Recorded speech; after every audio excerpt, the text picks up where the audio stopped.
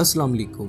हम बचपन से चांद ग्रहण और सूरज ग्रहण के बारे में सुनते आ रहे हैं। बहुत सी बार हमने चांद और सूरज ग्रहण को होते भी देखा है, लेकिन फिर भी बहुत से लोगों को नहीं इल्म होता कि आखिर ये होता कैसे है। सूरज ग्रहण के बारे में तो हम पहले एक वीडियो में बात कर चुके हैं। आज की इस वीडियो में हम चांद ग्रहण यानी ल्यूनर इक्लिप्स के बारे में बात करेंगे। साथ ही हम ये भी जानेंगे कि चांद ग्रहण लगता क्यों और कैसे है, इसकी कितनी इकसाम है और क्या सूरज ग्रहण की तरह चांद ग्रहण भी हमारे लिए ख़तरनाक है।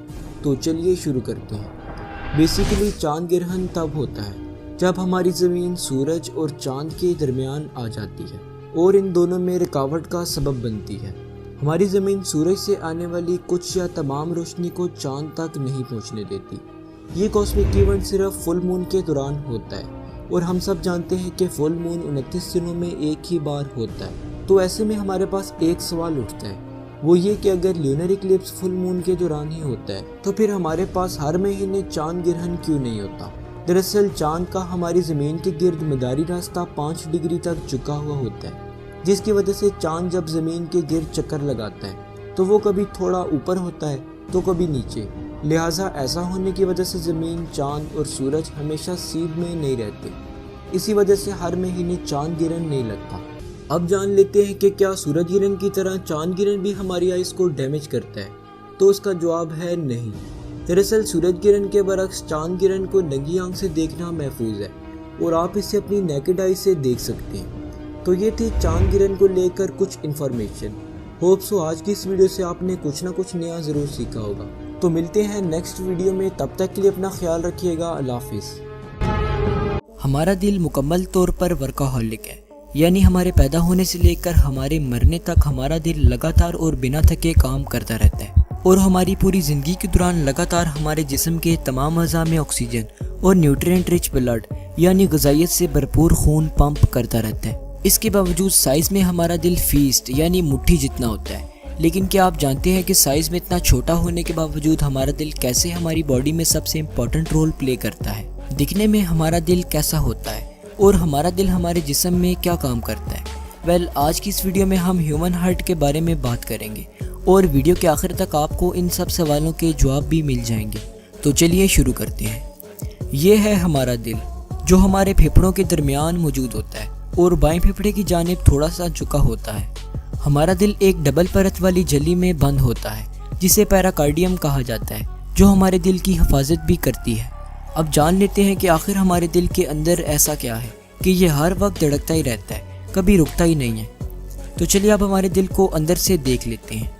हमारा दिल एक वाल के ज़रिए से 2 हिस्सों में लेफ़्ट साइड और राइट साइड में तकसीम हो जाता है, जिसे हम कार्डियक सेप्टम भी कहते हैं। हमारे दिल का दायां हिस्सा डीऑक्सीजनेटेड ब्लड से भरा होता है और दिल की बाईं तरफ ऑक्सीजनेटेड ब्लड मौजूद होता है और बीच में मौजूद ये दीवार यानी कार्डियक सेप्टम ऑक्सीजनेटेड और डीऑक्सीजनेटेड ब्लड को घुल मिल जाने से रोकती है। अब हमारे दिल की ये दोनों साइड्स 2-2 चैम्बर्स में डिवाइड होती हैं। अपर चैम्बर्स यानी ऊपर मौजूद चैम्बर्स को एट्रियम कहा जाता है, जबकि लोअर चैम्बर्स यानी नीचे मौजूद चैम्बर्स को वेंट्रिकल्स कहते हैं। तो टोटल कुल मिला के हमारे दिल के 4 चैम्बर्स होते हैं और यही 4 चैम्बर्स हमारे दिल के मेन पार्ट्स होते हैं। अब हमारे दिल से खून को हमारे जिस्म के बाकी हिस्सों तक लेकर जाने और लेकर आने के लिए हमारे जिस्म में नैरो ट्यूब्स फैली होती हैं, जिन्हें हम ब्लड वेसल्स कहते हैं। ये तो हम जानते ही हैं कि दिल की तरफ खून को लेकर आने वाली नसों को वेन्स कहते हैं और दिल से खून को हमारे जिस्म के बाकी हिस्सों तक लेकर जाने वाली नसों को आर्टरीज कहते हैं। अब हमारे दिल का ये पाइप, जिसे सुपीरियर वेना कैवा कहते हैं, इसके ज़रिए से हमारे जिस्म के ऊपरी हिस्सों यानी सर और हाथ वगैरह से खून हमारे दिल में आता है और ये पाइप, जिसे इन्फीरियर वेना कैवा कहते हैं, इसके ज़रिए से हमारे जिस्म के निचले हिस्से यानी पेट और पाँव वगैरह से खून हमारे दिल में आता है। अब इन दोनों पाइप से आने वाला डीऑक्सीजनेटेड ब्लड हमारे दिल के राइट एट्रियम में आ जाता है। याद रहे कि ये खून डीऑक्सीजनेटेड होता है, जिसे आम तौर पर हम ब्लू कलर से भी रिप्रेजेंट करते हैं। अब इस एट्रियम में नीचे की तरफ एक वाल मौजूद होता है और ये वाल तभी खुलता है जब नीचे वाला वेंट्रिकल यानी राइट वेंट्रिकल फैलता है। अब इस तरह के हमारे दिल में 4 वाल्स होते हैं और याद रहे कि ये वाल्स खून के पसमानदा बहाव को रोकते हैं। अब जब हमारा नीचे वाला राइट वेंट्रिकल फैलता है तो ऊपर मौजूद राइट एट्रियम से खून राइट वेंट्रिकल में आ जाता है जब ये वेंट्रिकल वापस सिकुड़ता है तब जैसे किसी थैली को दबाने से अंदर मौजूद लिक्विड बाहर निकलता है, ठीक इसी तरह राइट वेंट्रिकल से खून निकलकर पल्मोनरी आर्टरी से होता हुआ हमारे लंग्स में चला जाता है। दरअसल ये खून हमारे फेफड़ों में प्यूरिफाई होने के लिए आता है। हमारे लंग्स में जाने के बाद खून से कार्बन डाइऑक्साइड रिमूव हो जाता है और ऑक्सीजन हमारे ब्लड में ऐड हो जाता है।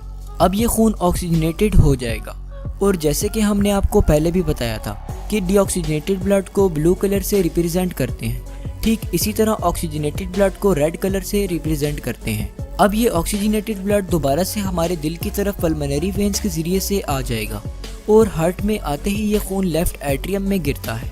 अब ये ऑक्सीजनेटेड ब्लड नीचे वाले वेंट्रिकल्स यानी लेफ्ट वेंट्रिकल में तब तक नहीं जाता जब तक ये फैल नहीं जाता, और यहाँ पर भी एक वाल मौजूद होता है जो वेंट्रिकल के फैलने पर ओपन होता है।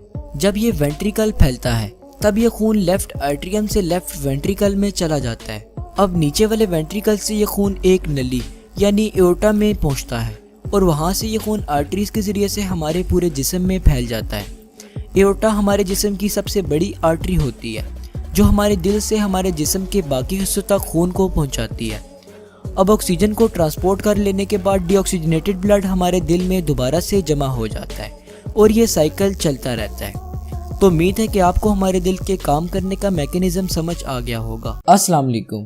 क्या आप जानते हैं कि हम दिन में तकरीबन 20,000 मरतबा सांस लेते हैं। सांसें बिलाशुबा हमारी जिंदगी की गाड़ी में पेट्रोल का काम देती हैं। हर दिन, हर मिनट, हर लम्हा हम लाशऊरी तौर पर सांस लिए जाते हैं और ये सब मुमकिन होता है हमारे निज़ाम तनफ़्फ़ुस की वजह से। हमारे फेफड़े फैल और सिकुड़ कर हमारे जिस्म को ऑक्सीजन फराहम करते हैं और कार्बन डाइऑक्साइड जिस्म से खारिज करते हैं। यूँ हम सांस लिए जाते हैं और जिए जाते हैं। आइए आपको सांस लेने के अमल के बारे में कुछ मालूमात फराहम करते हैं। हमारे सांस लेने का अमल हमारे नाक और मुंह से शुरू होता है। हम नाक और मुंह से सांस अंदर खींचते हैं जो हमारे गले से होते हुए सांस की नाली तक पहुंचती है जिसे ट्रैकिया कहते हैं। ये नाली आगे जाकर हवा गुजरने के छोटे छोटे रास्तों में तकसीम हो जाती है जिसे हम ब्रोंकियल ट्यूब्स कहते हैं। हमारे फेफड़ों के सही काम करने के लिए ज़रूरी है कि हवा गुजरने की तमाम नालियाँ खुली हुई हों और किसी भी किस्म के सोजन या मादे से पाक हों। ब्रोंकियल ट्यूब्स हमारे फेफड़ों में से गुजरती हुई हवा के मजीद छोटे छोटे रास्तों में तब्दील हो जाती हैं जिन्हें हम ब्रोंकाइल्स कहते हैं। ये ब्रोंकाइल्स हवा की छोटी थैलियों जिन्हें एल्वियोलाई कहा जाता है उनमें जाकर ख़त्म होते हैं। हमारे जिस्म में 300 मिलियन से ज़्यादा एल्वियोलाई पाई जाती हैं। ये एल्वियोलाई खून की छोटी छोटी रगों से ढके होते हैं। यहाँ ऑक्सीजन हवा से निकलकर एल्वियोलाई की दीवारों के जरिए खून में शामिल हो जाती है। ऑक्सीजन जज्ब होने के बाद खून फेफड़े छोड़कर सीधा दिल की तरफ सफ़र करता है। दिल ये खून हमारे सेल्स और ऑर्गन्स तक पहुँचाता है। सेल्स जब ऑक्सीजन इस्तेमाल करते हैं तो कार्बन डाइऑक्साइड खारिज करते हैं और ये कार्बन डाइऑक्साइड दोबारा खून के जरिए फेफड़ों तक पहुँचती है जहाँ से हम इसे सांस के जरिए से बाहर निकाल देते हैं। सांस अंदर खींचना और बाहर निकाल देना एक ऐसा अमल है जिसमें हम ऑक्सीजन जिस्म की तरफ लेकर जाते हैं और कार्बन डाइऑक्साइड बाहर निकाल देते हैं। सांस लेने के इस अमल में गुंबदनुमा शक्ल का एक बड़ा सा पट्टा हमारी मदद करता है जिसे हम डायफ्राम या पर्दा शिकम कहते हैं। जब हम सांस अंदर खींचते हैं तो पर्दा शिकम सिकुड़ कर नीचे चला जाता है जिससे एक ऐसा खला पैदा होता है जो ताज़ा हवा को तेज़ी से अंदर ले जाने में हमारी मदद करता है। इसी तरह जब हम सांस बाहर निकालते हैं तो इसका उलट अमल होता है यानी पर्दा शिकम ऊपर की तरफ उठकर पुरसुकून हो जाता है जिससे हवा को बाहर निकाल कर फेंकने में मदद मिलती है। हमारे निज़ाम तनफ़्फ़ुस में सलाहियत होती है कि वो हमारे फेफड़ों में दाखिल होने वाली हवा को साफ कर दे और किसी भी किस्म की चीज़ को अंदर दाखिल होने से रोक दे। हमारी नाक के बाल जिन्हें सीलिया कहा जाता है वो बड़े ज़र्रात को फिल्टर करके अंदर जाने से रोक देते हैं। ये सीलिया अंदर हवा गुजरने के रास्ते में भी पाए जाते हैं जहाँ ये अपनी लहलहाती हुई हरकत जो कि झाड़ू फेरने के मुशाबिया होती है उससे हवा की गुजरगाह को साफ करते हैं। इसी तरह ट्रैकिया और ब्रोंकियल ट्यूब्स में पाया जाने वाला गाढ़ा माया हमारी हवा की नाली में नमी को बरकरार रखता है और गर्दो गुबार, बैक्टीरिया और वायरस जो कि एलर्जी पैदा करने का सबब बन सकते हैं उनको अंदर दाखिल होने से रोकता है। जो मजरे सेहत निजासत हमारे फेफड़ों में अंदर तक नहीं पहुंच पाती वो अमूमन बलगम या खांसी की सूरत में फेफड़ों से बाहर निकल जाती है।